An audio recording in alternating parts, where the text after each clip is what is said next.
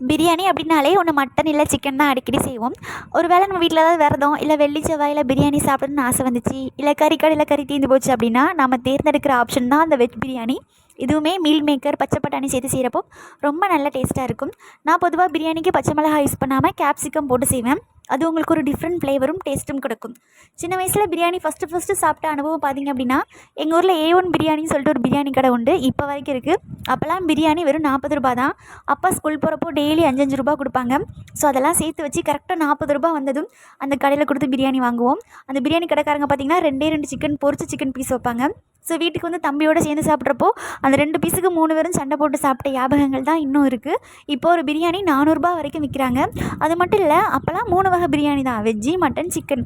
ஆனால் இப்போது ஹைதராபாத் பிரியாணி, ஆம்பூர் பிரியாணி, பன்னீர் பிரியாணி, கத்திரிக்காய் பிரியாணின்னு ஏகப்பட்ட பிரியாணி வந்துடுச்சு. உங்களுக்கு என்ன பிரியாணி பிடிக்கும் அப்படிங்கிறத கமெண்ட்டில் சொல்லுங்கள். தேங்க்ஸ் ஃபார் வாட்சிங்.